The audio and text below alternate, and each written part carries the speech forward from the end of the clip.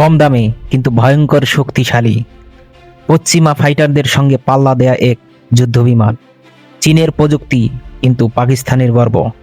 আজ আমরা জানব আসলে কি আছে এই জেএফ-17 থান্ডার যুদ্ধ বিমানে।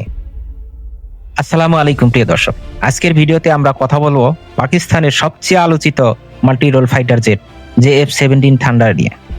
এই বিমানকে অনেকেই লাইট ওয়েট ফাইটার বলে, কিন্তু এর ক্ষমতা মোটেও লাইট নয়। কম খরচ, উন্নত প্রযুক্তি, আধুনিক অস্ত্র সব মিলিয়ে এটি দক্ষিণ এশিয়ার অন্যতম যুদ্ধ বিমান। জেএফ-17 থান্ডার মূলত তৈরি হয়েছে চীন ও পাকিস্তানের যৌথ প্রকল্পে। চীনে এর নাম FC-1 আর পাকিস্তানে এটি পরিচিত জেএফ-17 থান্ডার নামে। এর উন্নয়ন শুরু হয় 1990-এর দশকের শেষের দিকে। প্রথম ফ্লাইট 2003 সালে, পাকিস্তান বিমান বাহিনীতে অন্তর্ভুক্ত হয় 2007 সালে।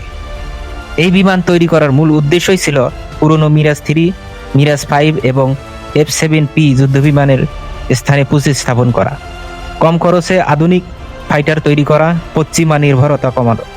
আজকের দিনে জেএফ-17 শুধু পাকিস্তানে সীমাবদ্ধ নয়, মায়ানমার, নাইজেরিয়া এবং কিছু আফ্রিকান দেশও এটি ব্যবহার করছে। জেএফ-17 একটি single engine, single seat multi role fighter jet. এতে ব্যবহৃত হয়েছে রাশিয়ান RD-3 টার্বোফ্যান ইঞ্জিন, যা MiG-29 এর ইঞ্জিনের উন্নত সংস্করণ। সর্বোচ্চ গতি ম্যাক 1.6 শব্দের প্রায় 1.6 গুণ। সর্বোচ্চ উচ্চতা প্রায় 50,000 foot, 1350 kilometre. External fuel tank সহ আরও বেশি যুদ্ধের পরিসীমা। এই বিমানটি হালকা, দ্রুত এবং অত্যন্ত ম্যানুভারেবল, যার মানে এটি ডগ ফাইটে ক্লোজ কম্ব্যাটে বেশ কার্যকর। জেএফ-17 থান্ডারের আসল শক্তি লুকিয়ে আছে এর ইলেকট্রনিক্সে। রাডার সিস্টেম এতে রয়েছে KL-7 পালস ডপলার রাডার, যা একসঙ্গে একাধিক টার্গেট ট্র্যাক করতে পারে।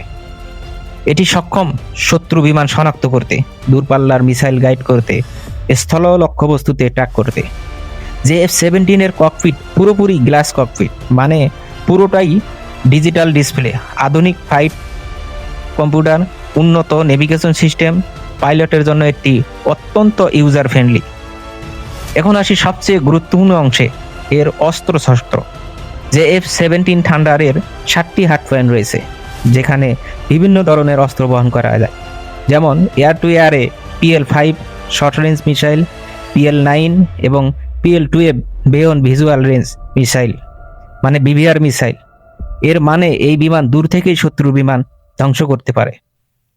এতে আরও যোগ হয়েছে লেজার গাইডেড বোম স্থল হামলার জন্য, precision guided munition, antiship missile, cluster bomb, অর্থাৎ এটি শুধু আকাশ যুদ্ধেই নয়, স্থল ও সমুদ্রে লক্ষ্যবস্তুর বিরুদ্ধেও মারাত্মক কার্যকর। এখন প্রশ্ন, জেএফ-17 এত গুরুত্বপূর্ণ কেন? কারণ কম খরচ, পশ্চিমা ফাইটারের তুলনায় অনেক সস্তা, রক্ষণাবেক্ষণও সহজ। পাকিস্তানেই বেশিরভাগ পার্টস তৈরি হয়। Upgrade capability, block 1, block 2, block 3 সংস্করণ রয়েছে। এসা রাডার ব্লক 3 নতুন সংস্করণে উন্নত রাডার যুক্ত হয়েছে। চীনা পাকিস্তানি প্রযুক্তির সংমিশ্রণ। এ কারণেই জেএফ-17 শুধু সস্তা ফাইটার নয়, বরং এটি কৌশলগত অস্ত্র। সব মিলিয়ে জেএফ-17 থান্ডার শুধু একটি যুদ্ধ বিমান নয়, এটি পাকিস্তানের সামরিক স্বনির্ভরতার প্রতীক। পশ্চিমা যুদ্ধ বিমানের তুলনায় কম দামে কিন্তু শক্তিতে কোনো অংশে কম নয়। জেএফ-17 আজ দক্ষিণ এশিয়ার অন্যতম গুরুত্বপূর্ণ ফাইটার জেট। প্রিয় দর্শক, কেমন হলো ভিডিওটি? ভালো লাগলে অবশ্যই লাইক দাও, চ্যানেলটি সাবস্ক্রাইব করো আর কমেন্টে জানাও জেএফ-17 থান্ডার নিয়ে তোমাদের মতামত কি। ধন্যবাদ এতক্ষণ সঙ্গে থাকার জন্য। ভালো থাকবেন সবাই। আল্লাহ হাফেজ।